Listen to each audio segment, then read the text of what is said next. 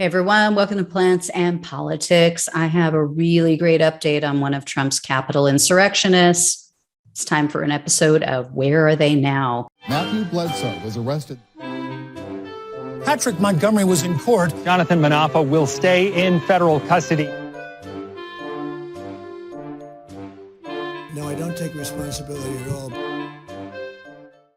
You guys will definitely remember Jenna Ryan. She's the 50-year-old real estate agent from Texas who flew to DC on a privately chartered jet. While at the Capitol, Ryan posted numerous photos on social media, and then she also live streamed on Facebook multiple times, including one video that she tried to delete, it seemed, showing her entering the Capitol with a mob of people.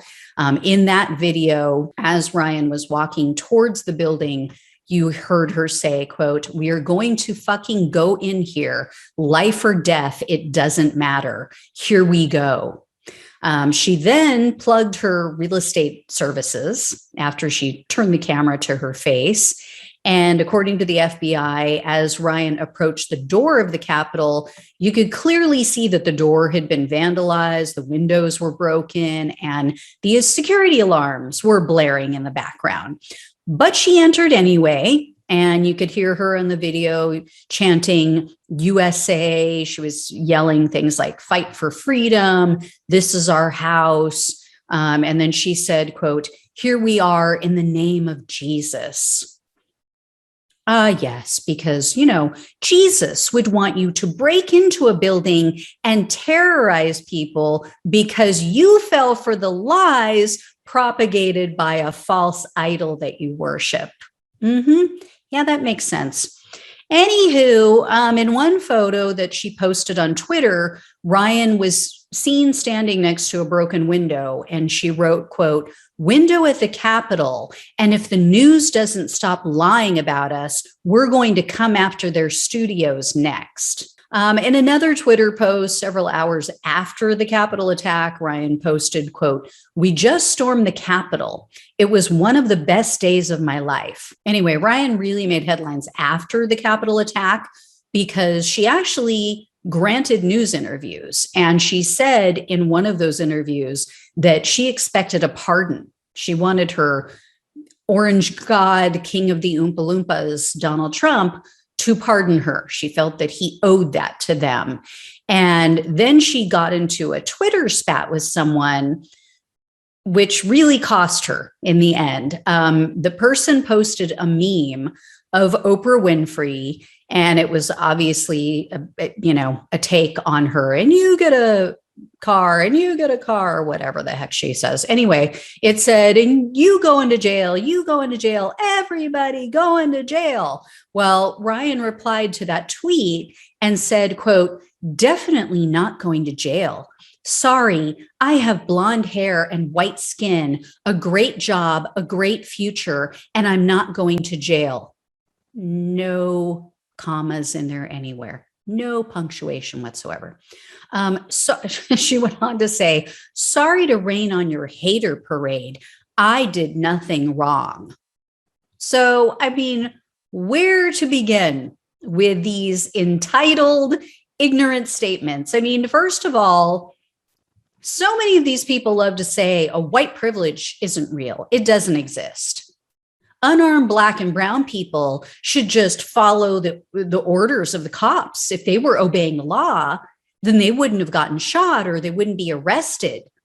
Seriously? She just admitted that if she was Black or brown, she would be imprisoned. So only because of dumb luck that Jenna Ryan was privileged enough to be born white in a systemically racist society is she not going to go to jail, or so she thought.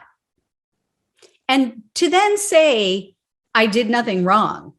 So wait, did you do nothing wrong, or are you not going to jail because of your blonde hair and your white skin privilege? So, but in August, she did decide to plead guilty. She pleaded guilty to one count of parading or demonstrating in a Capitol building.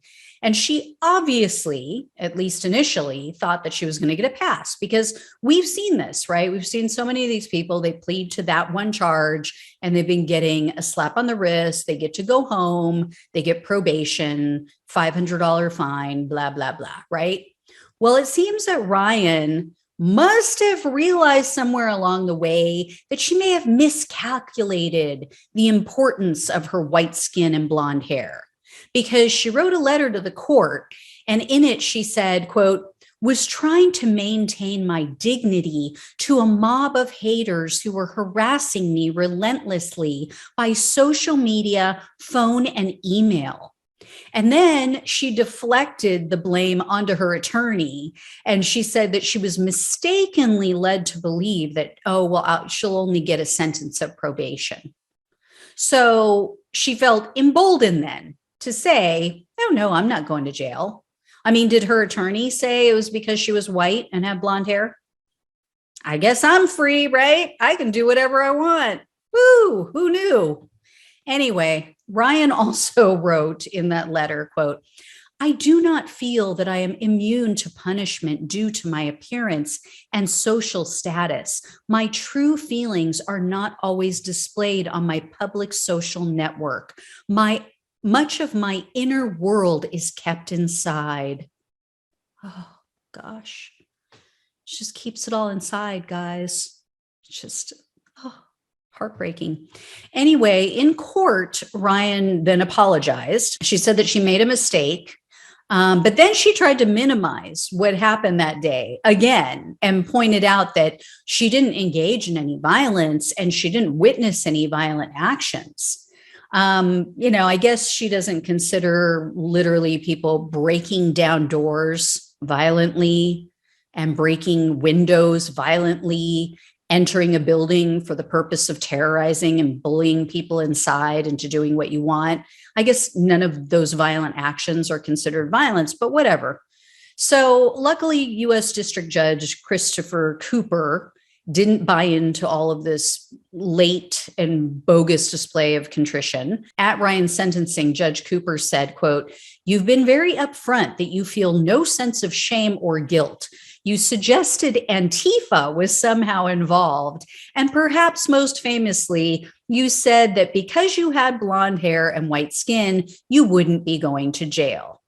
And then Judge Cooper also said that people were going to view her sentence as evidence of how our country responded to all of this. And he went on to say, quote, I think the sentence should tell them that we take it seriously, that it was an assault on our democracy, and that it should never happen again. So with that, he sentenced her to 60 days in jail, even with her blonde hair and white skin. Can you guys believe it? Still not enough, in my opinion, but at least she didn't get just probation like so many of these other people have. But why was she not hit with a charge for threatening news stations? I mean, I shared with you guys recently that Daniel Baker, that guy from Florida, he was just sentenced to nearly 4 years in prison for warning people that, oh, hey, we might need to take up arms if Trump's terrorists attack Capitol buildings in our states. Yet Ryan issued threats online, on social media. She issued threats against media outlets because, they weren't saying what she wanted them to say. And she gets 60 days. Completely unfair, rigged system. I mean, I guess we have to just take small wins when we can get them. At least she's going to be behind bars for some period of time. At least she didn't get to walk away and say, oh, I told you so. I don't know. I don't think this is a deterrent, really, 60 days, but for someone flying around on private jets, maybe it will be a big deal for her. I have a feeling this isn't really something that she's going to be really good with. I have a feeling we're going to hear some complaints about how, it's just not very nice in here. There's no fresh towels and Nobody makes me little animals and leaves them on my pillows at night before I go night night. Nobody leaves a chocolate for me on my pillow. I don't know. Just my thought. But we'll see. I don't know. Anyway, guys, as always, thanks so much for watching and listening. Take care. I'll talk with you soon.